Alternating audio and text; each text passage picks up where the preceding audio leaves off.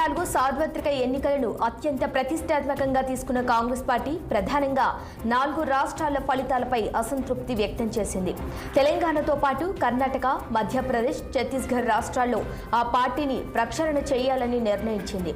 రాష్ట్రంలో గెలవాల్సిన పార్లమెంటు స్థానాలు చేజారటానికి కారణమేంటని ఏఐసీసీ నేతలు ప్రశ్నిస్తున్నారు.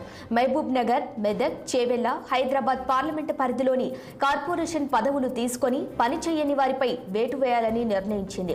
గెలవాల్సిన పార్లమెంట్ నియోజకవర్గాల్లో పనిచేయని వారికి పదవులు కట్ చేయాలని సూచించినట్లు తెలుస్తోంది. దీంతో ఇప్పటికే 37 కార్పొరేషన్ల చైర్మన్లు జీవోలను పెండింగ్లో పెట్టారు. మరోవైపు కార్పొరేషన్ల చైర్మన్ల పదవుల మార్పులు చేర్పులపై సీఎం రేవంత్ రెడ్డి, రాష్ట్ర వ్యవహారాల ఇన్ఛార్జ్ దీపాదాస్ మున్షి, మంత్రులు ఉత్తమ్, భట్టి, పొంగులేటి భేటీ అయ్యారు. తెలంగాణలో పార్లమెంటు ఎన్నికల్లో ఓటమిపై అధిష్టానానికి నివేదిక పంపనున్నారు.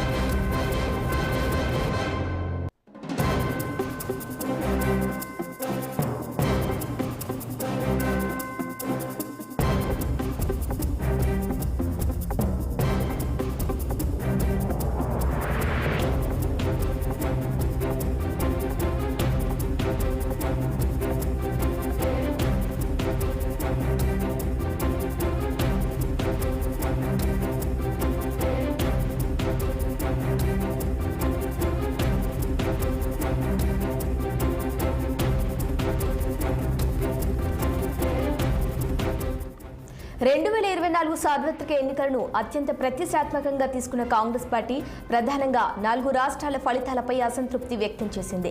తెలంగాణతో పాటు కర్ణాటక, మధ్యప్రదేశ్, ఛత్తీస్గఢ్ రాష్ట్రాల్లో ఆ పార్టీని ప్రక్షాళన చేయాలని నిర్ణయించింది. రాష్ట్రంలో గెలవాల్సిన పార్లమెంటు స్థానాలు చేజారటానికి కారణమేంటని ఏఐసీసీ నేతలు ప్రశ్నిస్తున్నారు. మహబూబ్ నగర్, మెదక్, చేవెళ్ల, హైదరాబాద్ పార్లమెంటు పరిధిలో కార్పొరేషన్ పదవులు తీసుకొని పనిచేయని వారిపై వేటు వేయాలని నిర్ణయించింది. గెలవాల్సిన పార్లమెంట్ నియోజకవర్గాల్లో పనిచేయని వారికి పదవులు కట్ చేయాలని సూచించినట్లు తెలుస్తోంది. దీంతో ఇప్పటికే 37 కార్పొరేషన్ల చైర్మన్ల జీవోలను పెండింగ్లో పెట్టారు. మరోవైపు కార్పొరేషన్ల చైర్మన్ పదవులు మార్పులు చేర్పులపై సీఎం రేవంత్ రెడ్డి, రాష్ట్ర వ్యవహారాల ఇన్ఛార్జ్ దీపాదాస్ మున్షి, మంత్రులు ఉత్తమ్, భట్టి, పొంగులేటి భేటీ అయ్యారు. తెలంగాణలో పార్లమెంట్ ఎన్నికల్లో ఓటమిపై అధిష్టానానికి నివేదిక పంపనున్నారు. ఇక ఇదే అంశంపై మరింత సమాచారం మా ప్రతినిధి శ్రీనివాస్ లైవ్ లో అందించేందుకు సిద్ధంగా ఉన్నారు. చెప్పండి శ్రీనివాస్, సార్వత్రిక ఎన్నికల ఫలితాల అనంతరం కాంగ్రెస్ లో చోటు చేసుకున్న పరిణామాలేంటి, దానికి సంబంధించిన పూర్తి డీటెయిల్స్ చెప్పండి. సార్వత్రిక ఎన్నికలకు ఏదైతే కాంగ్రెస్ పార్టీ చాలా సీరియస్గా తీసుకుంది, ఈసారి ఖచ్చితంగా కేంద్రంలో కూడా అధికారంలో రావాలని కూడా చాలా గట్టిగా పట్టుదలతో ఉన్న పరిస్థితి. ఈ నేపథ్యంలో కూడా రాహుల్ గాంధీ భారత్ జోడో యాత్రతో పాటు న్యాయయాత్ర చేపట్టి దేశం మొత్తం కలెదిరిగారు. ఈలోపు అదేవిధంగా కాంగ్రెస్ పార్టీని బలోపేతం చేసేందుకు కూడా తీవ్ర ప్రయత్నం చేసిన పరిస్థితి. ఎందుకంటే గతంలో 2 దఫాలు ఏదైతే 10 ఏళ్ల నుండి కూడా కేంద్రంలో బీజేపీ అధికారంలో ఉంది.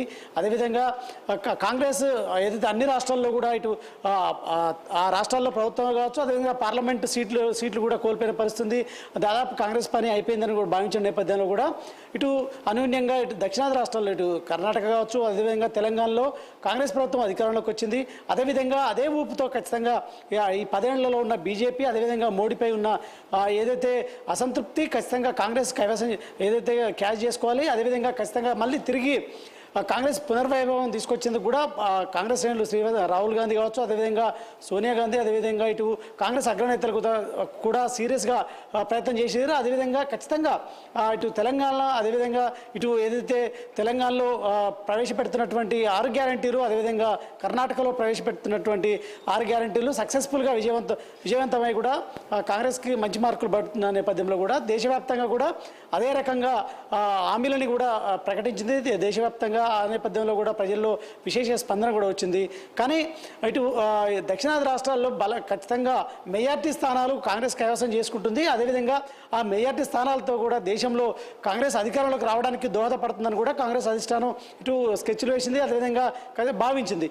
ఈ నేపథ్యంలో కూడా ఇటు ఫలితాల్లో వెలువడిన అనంతరం కూడా ఇటు దక్షిణాది రాష్ట్రాలైన కర్ణాటక కావచ్చు, తెలంగాణలో ఇటు తెలంగాణలో అంటే 14 స్థానాలు ఖచ్చితంగా కాంగ్రెస్ గెలుస్తుందని కూడా ధీమాగా ఉన్నది. కానీ 8 స్థానాల్లో గెలిచిన పరిస్థితి.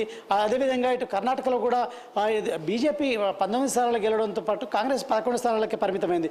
ఈ నేపథ్యంలో కూడా ఇటు గెలుపుకి అంటే అధికారానికి దక్షిణాది రాష్ట్రాలు ఉపయోగపడతాయని కూడా ఖచ్చితంగా భావించినప్పటికి కూడా ఆ రకంగా సీట్లు రాలేదు పార్లమెంట్ ఎన్నికల్లో. ఈ నేపథ్యంలో కూడా అధికారం మళ్ళీ మరొకసారి కూడా కేంద్రంలో అధికారం అంటే వస్తుందనుకుని భావించినా కూడా అధికారం రాలేకపోయిందని కూడా కాంగ్రెస్ హైకమాండ్ చాలా సీరియస్గా తీసుకుంది.